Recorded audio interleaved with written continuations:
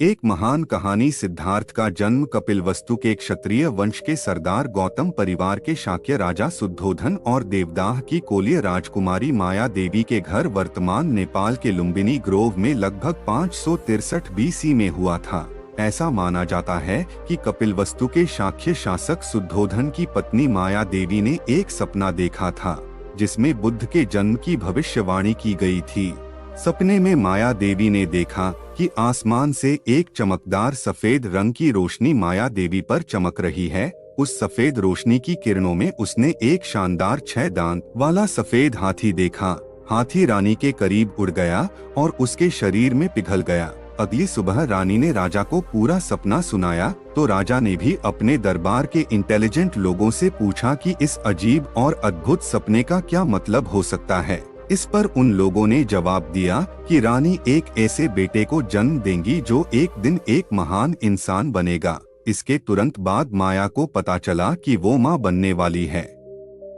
जब बच्चे के जन्म का समय करीब आया तो माया और उसके नौकर जाकर अपने माता पिता के घर जाने के लिए कपिलवस्तु छोड़ निकल पड़ी। रास्तों में वह लुम्बिनी के एक बगीचों में रुके क्योंकि ये महसूस होने लगा था कि बच्चा जल्द ही पैदा होगा। उसने साल के पेड़ की एक शाखा को पकड़ा और उसे पकड़कर खड़े ही एक बच्चे को जन्म दिया। ये बुद्ध के बारे में कई कहानियों में से एक कहानी थी। अशोक ने अपने जन्म स्थान पर 5 लाइन के शिलालेख के साथ एक पत्थर का पिलो बनवाया था जिसमें कुछ शब्द को लिखवाया था। हिदा बुधे जाते शाख मुनि, यानी कि यहाँ शाकों के ऋषि बुद्ध का जन्म हुआ था।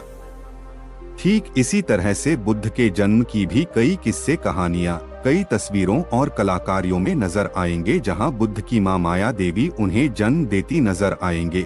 बच्चे के जन्म के 7वें दिन ही रानी माया देवी का निधन हो गया और वो अपने बच्चे को अपनी बहन प्रजापति गौतमी के पास छोड़ गई थी। सिद्धार्थ को एक राजकुमार की तरह शिक्षा दी गई थी जिसमें घोड़े की सवारी थी, तलवारबाजी थी और उन्हें युद्ध की कला भी सिखाई गई थी। 16 साल की उम्र में बुद्ध की शादी उनकी चचेरी बहन से की गई थी।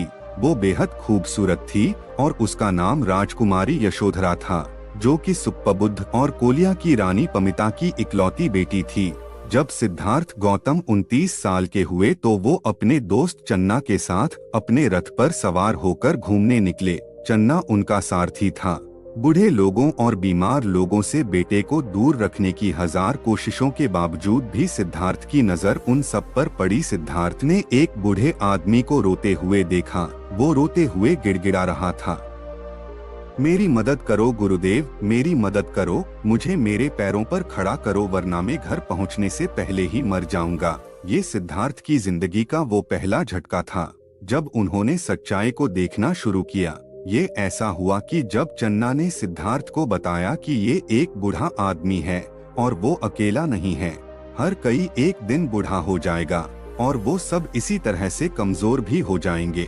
और फिर इसके बाद सिद्धार्थ को दूसरा झटका तब लगा जब उसने एक बीमार आदमी को देखा जिसका सारा शरीर और हड्डियां पूरी तरह से दिखाई दे रही थी। वो बीमार आदमी अकेला ही था और बहुत उदास लग रहा था। चन्ना ने बताया कि ऐसा भी सभी के साथ होता है।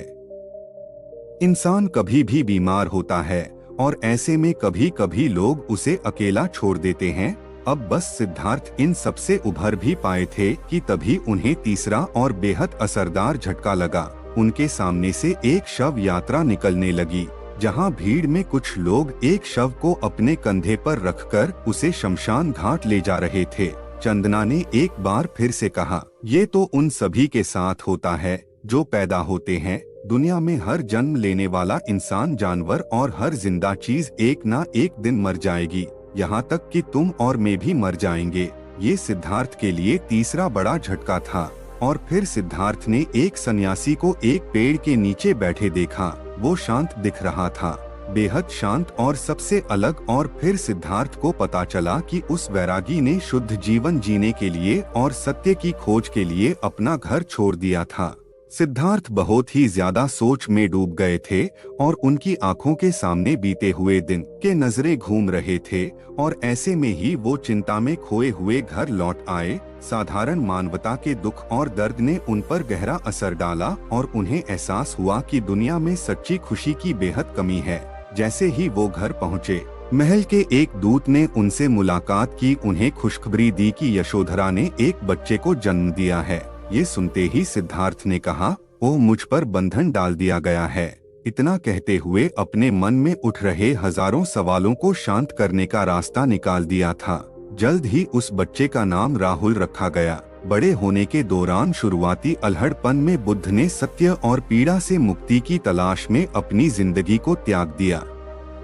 उन्होंने निस्वार्थता, अहिंसा और धार्मिकता का एक नजरिया विकसित किया, जिसने आत्मपीड़ा और आत्मभोग के बीच एक मिडल पाथ बनाया। मिडल पाथ इंसान को खुद से पर जाना सिखाता है, दुख को कैसे खत्म किया जाए और निर्वाण को कैसे पाया जाए। बुद्ध की शिक्षाओं बौद्ध परंपरा का आधार है। बौद्ध धर्म यानी कि बुद्धिज्म बुद्ध के शिष्यों और मौर्य सम्राट अशोक के भेजे गए मिशनरियों के जरिए पूरे एशिया में फैल गया। ऐतिहासिक तौर पर बुद्ध धर्म में दो मुख्य ब्रांचेस है।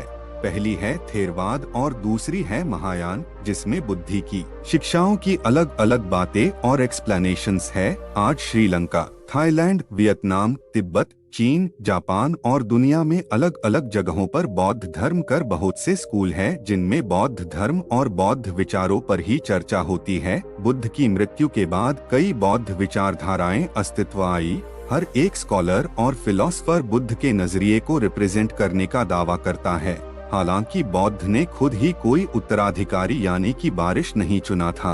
उनके शिष्यों ने ही बौद्ध विचार को इंस्टीट्यूशनल फॉर्म दिया था और रूल्स, रेगुलेशंस और एक हायरार्की के साथ इसे आगे बढ़ाया था। समय के साथ 3 में स्कूल इस्टेब्लिश्ड किए गए। पहला हीनयान यानी कि छोटा वाहन या थेरवाद बौद्ध धर्म यानी कि बुजुर्गों का स्कूल, दूसरा महायान बौद्ध धर्म जिसे महान वाहन भी कहते हैं, और तीसरा वज्रयान बौद्ध धर्म यानी कि हीरे का मार्ग। बुद्ध और उनके सिद्धांतों के बारे में लोग जो कुछ भी जानते थे उसे दर्ज करने वाले पहले इंसान मौर्य सम्राट अशोक थे। अशोक बौद्ध धर्म के संस्थापक थे क्योंकि उन्होंने बुद्ध के सिंपल लाइफ लेसन्स को होलिस्टिक थ्योरी में बदल दिया था।